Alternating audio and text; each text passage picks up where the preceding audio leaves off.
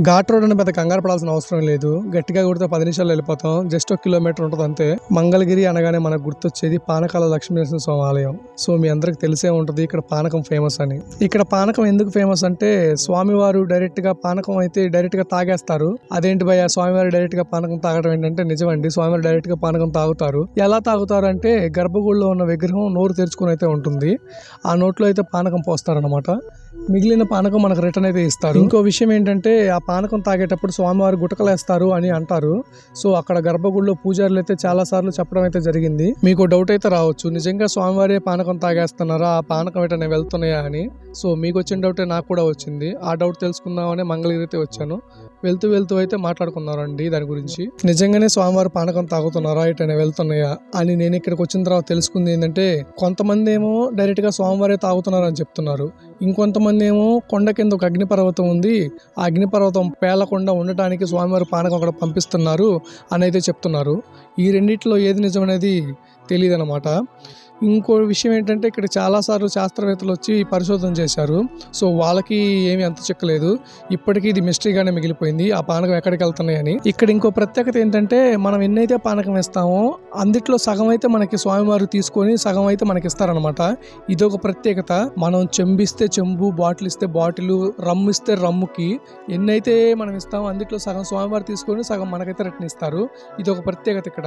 So మీలో ఎంతమంది మంగళగిరి పానకాల లక్ష్మీనరసింహ ఆలయానికి వచ్చారు, ఎంతమంది పానకం తాగారు ఒకసారి కామెంట్ చేయండి. సో ఇంకా లేట్ చేయకుండా అయితే గుడిలోకి వెళ్దామండి. ఇక్కడ చూసుకుంటే పక్కనే షాపులు ఉంటాయి. మనం వెళ్ళే ఎంట్రన్స్ లో ఇవన్నీ పూజా సామాగ్రిని, పిల్లలు ఆడుకునే ఆట వస్తువులు అన్ని ఇక్కడే ఉంటాయి అనమాట. ఇప్పుడు మనం గుడిలోకి అయితే వెళ్దామండి. ఇది గుడి అనమాట. ఈ క్యూ పాయింట్ ఇంతకు ముందు లేదు, ఇప్పుడైతే పెట్టినట్టున్నారు. సో ఈరోజు శనివారం కావడంతో జనాలు అయితే కిర్రెక్కుతున్నారు. చూడొచ్చు మీరు కూడా ఎంతమంది జనాలు ఉన్నారు. ఎంతమంది జనాల్లో మనం దర్శనం చేసుకోవడం చాలా కష్టం.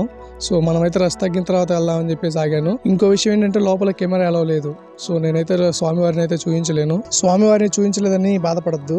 స్వామివారిని అయితే స్క్రీన్ పైన వేస్తాను, ఒకసారి మీరు చూసుకోవచ్చు లోపల గర్భగుడిలో స్వామివారు ఎలా ఉంటారో. ఇక్కడ ఇంకో ప్రత్యేకత ఏంటంటే ఇక్కడ జ్యోతులు వెలిగిస్తారు. ఇక్కడ ఎన్ని జ్యోతులు వెలిగిస్తే మనకి ఎంత మేలు జరుగుతుంది అనేది పూజారులు అయితే ప్రతిదీ పిన్ టు పిన్ అయితే ఎక్స్ప్లెయిన్ చేస్తారనమాట. నేను ఇంతవరకు ఏ టెంపుల్ అయితే చూడలేదు ఇలా. ఇప్పుడు మనం వెళ్ళబోతుంది రాజలక్ష్మి అమ్మవారి టెంపుల్ అనమాట. అమ్మవారి టెంపుల్ ఏంటంటే కొంచెం స్వామివారికి పై ఎత్తులో ఉంటుంది, స్వామివారు ఏంటంటే కొంచెం కింద ఉంటారనమాట. ఈ వెళ్లే దారిలో ఆంజనేయ స్వామి విగ్రహం కూడా మనకు కనిపిస్తుంది. ఒకసారి దగ్గరికి వెళ్ళి చూద్దామండి. ఒకసారి ఇక్కడ కూడా చూసుకోవచ్చు. ఆలయంలో సెల్ ఫోన్లు మరియు కెమెరాలు ఉపయోగించరాదు అంట. ఇక్కడ ఆంజనేయ స్వామి విగ్రహానికి ఒక ప్రత్యేకత ఉంది. ఇక్కడ మనం రూపాయి కాయిన్ గానీ, 2 రూపాయల కాయిన్ గానీ, 5 రూపాయల కాయిన్ గానీ పెట్టి ఏదైనా విషయం కోరుకున్నాం అంటే ఆ విషయం జరుగుతుంది అంటే గనక కాయిన్ అంతే అతుక్కొని ఉంటుంది, లేదంటే గనక జరగదు అంటే గనక ఆ కాయిన్ కింద పడిపోతుందంట. చూడొచ్చు మీరు కూడా, ఇక్కడ చాలా మంది ట్రై చేస్తున్నారు. ఇక్కడ ఇది ఒక నమ్మకం అన్నమాట.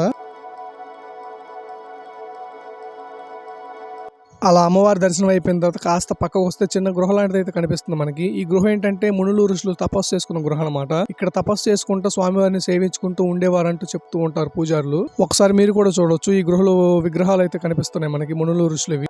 ఈ గృహ కూడా చాలా ప్రత్యేకమైంది. ఎందుకంటే ఈ స్వామివారు ఎక్కడ వెలిసిన దగ్గర నుంచి ఈ గృహ అయితే ఉందన్నమాట. ఇది ఎవరు చెక్కింది కాదు, చేసింది కాదు, దాని అంతా అదే అలా ఉందన్నమాట. సో మీరు ఎప్పుడైనా స్వామివారి టెంపుల్ కి వస్తే ఈ గృహ చూడడం మాత్రం మర్చిపోవద్దు, ఎందుకంటే చాలా బాగుంటుంది చూడడానికి. సో మీకైతే పానకాల లక్ష్మీనరసింహ స్వామి ఆలయం మొత్తం అయితే చూపించానని అనుకుంటున్నా. ఫ్రెండ్స్ మరో చిన్న మాట, ఈ వీడియో మీకు నచ్చితే లైక్ చేయండి, షేర్ చేయండి, సబ్స్క్రైబ్ చేయడం మాత్రం మర్చిపోవద్దు. ఇలాంటి మరెన్నో వీడియోలు తీయడానికి నాకు కొంచెం సపోర్టివ్గా ఉంటుంది. నేను తీసే ప్రతి వీడియో నాతో పాటు మీరు కూడా చూస్తారనే తీస్తున్నా. సో నాతో పాటు మీరు కూడా చూస్తారని ఆశిస్తున్నాను. ఫ్రెండ్స్ చాలా మంది అడుగుతుంది ఏంటంటే మంగళగిరి కొండపైన గండాలం అయితే చూపించమంటున్నారు. సో ఆ వీడియో అయితే తీయడానికి ట్రై చేస్తాను. ఈ వీడియోకి 1000 లైక్స్ అయితే టార్గెట్ పెట్టాను. ఆ 1000 లైక్స్ టార్గెట్ ఫినిష్ అయితే తప్పకుండా నేను ఆ వీడియో తీయడానికి అయితే ట్రై చేస్తాను. ఇప్పటి వరకు నేను పెట్టిన ప్రతి ఒక్క వీడియో మిస్ అవ్వకుండా చూసిన ప్రతి ఒక్కరికి పేరు పేరున ధన్యవాదాలు.